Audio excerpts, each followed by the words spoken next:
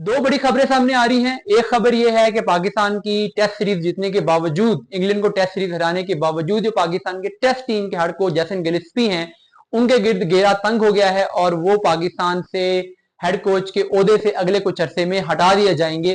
क्यों हटा दिया जाएंगे, उसके पीछे क्या कहानी चली है, वो भी मैं आपसे शेयर करता हूं।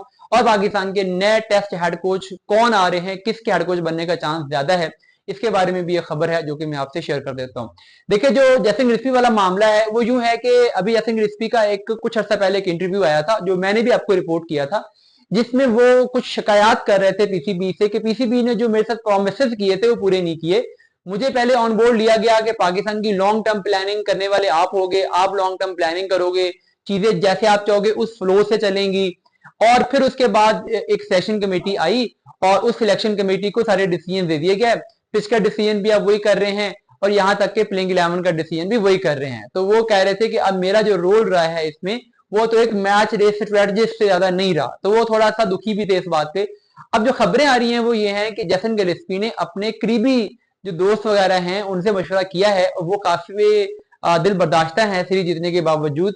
और उनको ये लगता है कि जो रोल उनको दे दिया गया है, इस रोल में उनके पास कुछ करने के लिए है नहीं, तो उन्हें इस ओहदे पे रहने का फायदा नहीं है। तो बेहतर ये है कि वो ये ओहदा छोड़ दें, क्योंकि अगर उनके पास टीम सिलेक्शन में इनपुट नहीं है, पिचेस का इनपुट नहीं है, प्लेयर्स डेवलपमेंट का इनपुट नहीं है, तो मैच डे पे वो क्या स्ट्रेटजी बनाएंगे जब उनकी मर्जी के प्लेयर नहीं होंगे, उनकी मर्जी की पिच नहीं होगी।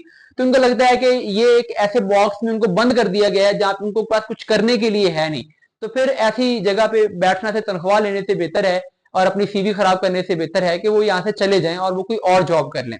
तो वो काफी दिल बर्दाश्ता है। अब पीसीबी का उनसे कॉन्ट्रैक्ट हुआ है, हो गया हुआ था, और पीसीबी अगर उनको निकालता है तो पीसीबी को हैवी लॉसेस बियर करने पड़ेंगे। पीसीबी भी चाहता तो यही है कि ये चले जाएं, क्योंकि अब उन्हें नजर आया है कि ये पाकिस्तान के इन्वायरमेंट में एडजस्ट नहीं हो सकते।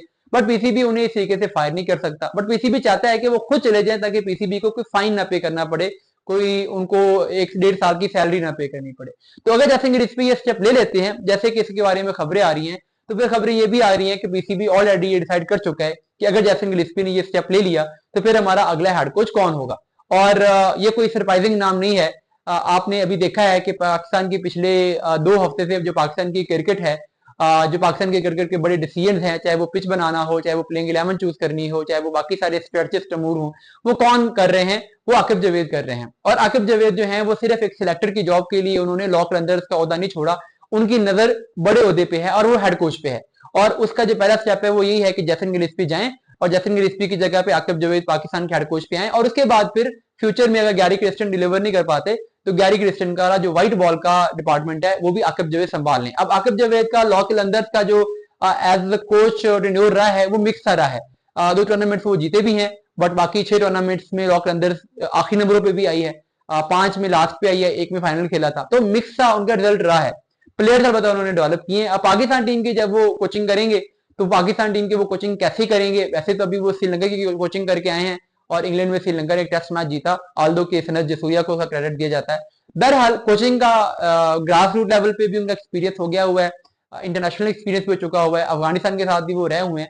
तो कोचिंग का बैकग्राउंड तो है, वो एक प्रोफेशनल कोच तो हैं, पाकिस्तान के एनवायरमेंट को भी समझते हैं और इंटेग्रिटी वाले पर्सन भी हैं। तो उस लिहाज से एक अच्छा डिसीजन हो सकता है उनको बनाना।